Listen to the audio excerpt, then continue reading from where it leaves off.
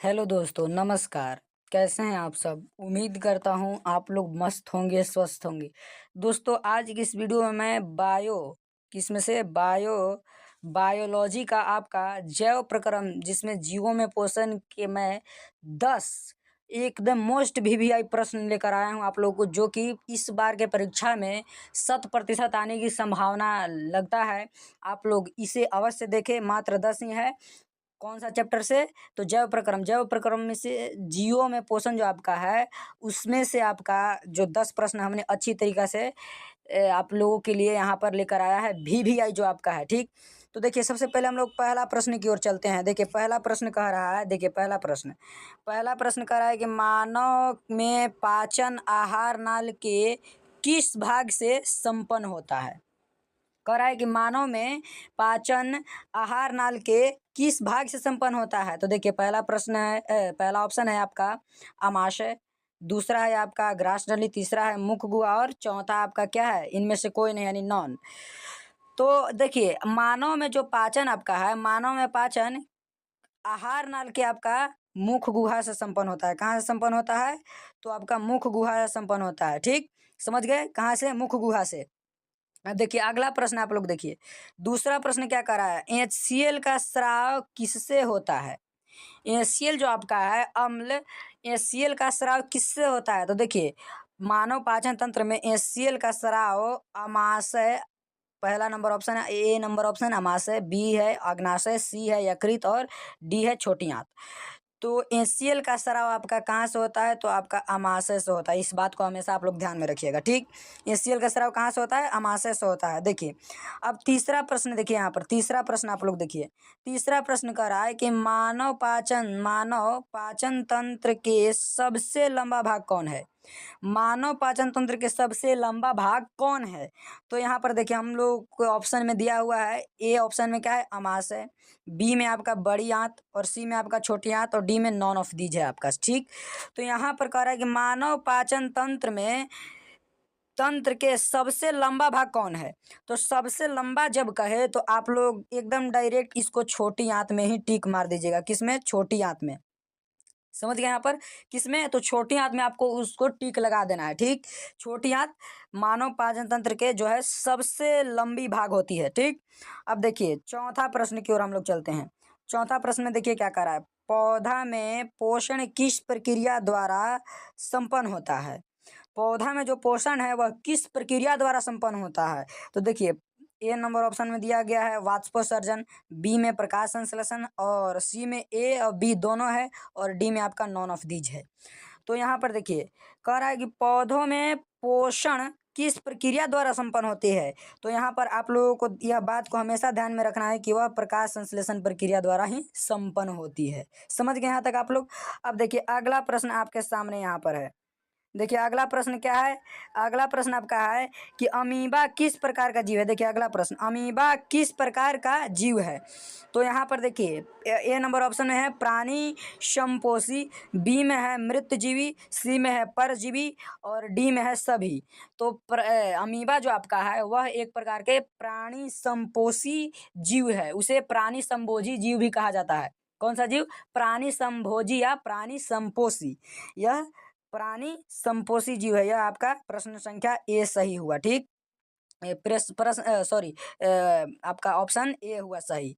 अब देखिए, अगला प्रश्न की ओर हम लोग चलते हैं। अगला प्रश्न में देखिए क्या करा है। अगला प्रश्न में आपका है, छठा प्रश्न में, प्रकाश संश्लेषण में सौर ऊर्जा किस ऊर्जा में रूपांतरित हो जाता है? प्रकाश संश्लेषण में सौर ऊर्जा किस ऊर्जा में रूपांतरित हो जाता है? इस बात को आप लोग हमेशा ध्यान में रखिएगा कि जो प्रकाश संश्लेषण में सौर ऊर्जा है वह किसमें? तो रासायनिक ऊर्जा में रूपांतरित हो जाता है। किसमें? तो रासायनिक ऊर्जा में रूपांतरित हो जाता है। आपका ऑप्शन नंबर बी आपका सही हुआ।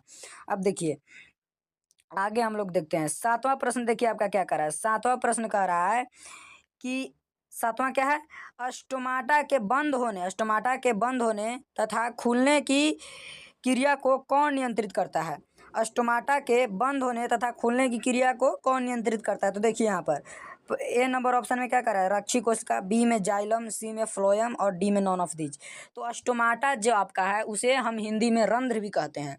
तो रंध्र को खुलने और बंद होने की क्रिया को जो आपका कौन है, रक्षी कोशिका नियंत्रित करता है। कौन, रक्षी कोशिका। ये आपका ऑप्शन नंबर ए सही हुआ। रक्षी कोशिका जिसे हम लोग गार्ड सेल भी कहते हैं, समझ गए, गार्ड सेल भी कहते हैं। अब अगला प्रश्न की ओर हम लोग चलेंगे। देखिए अगला प्रश्न हम लोग के सामने यहाँ पर है। अगला प्रश्न क्या कर रहा है, 8वां प्रश्न। कौन सा प्रश्न, 8वां प्रश्न। 8वां प्रश्न देखेंगे हम लोग। कह रहा है कि प्रकाश संश्लेषण की इकाई किसे कहा जाता है। प्रकाश संश्लेषण जो आपका है उसकी इकाई किसे कहा जाता है।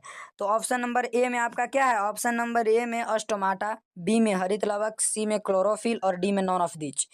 तो प्रकाश संश्लेषण की इकाई हम लोग किसको कहते हैं, तो प्रकाश संश्लेषण की इकाई हम लोग क्लोरोफिल को कहते हैं। ऑप्शन नंबर सी आपका सही हुआ। ठीक, 8वां प्रश्न में क्या है, प्रकाश संश्लेषण की इकाई किससे कहते हैं, तो क्लोरोफिल को कहते हैं। ठीक, समझ गए। अब 9वां प्रश्न देखिए क्या कर रहा है यहाँ पर। 9वां प्रश्न देखिए, 9वां प्रश्न क्या कर रहा है, 9वां प्रश्न कह रहा है कि अमीबा में भोजन अंतर्ग्रहण किसके द्वारा होता है। अमीबा में भोजन अंतर्ग्रहण किसके द्वारा होता है। तो देखिए ऑप्शन नंबर ए है रसधानी, बी है कुटपाद और सी है ए और बी दोनों और डी आपका है नॉन ऑफ दीज। यानी यहाँ पर हमने नॉन लिख दिया इसलिए शॉर्टकट में आप लोगों को नॉन मतलब समझिएगा इनमें से कोई नहीं, नॉन ऑफ दीज। ठीक ना। तो 9वां में आपका क्या है, अमीबा में भोजन अंतर्ग्रहण किसके द्वारा होता है।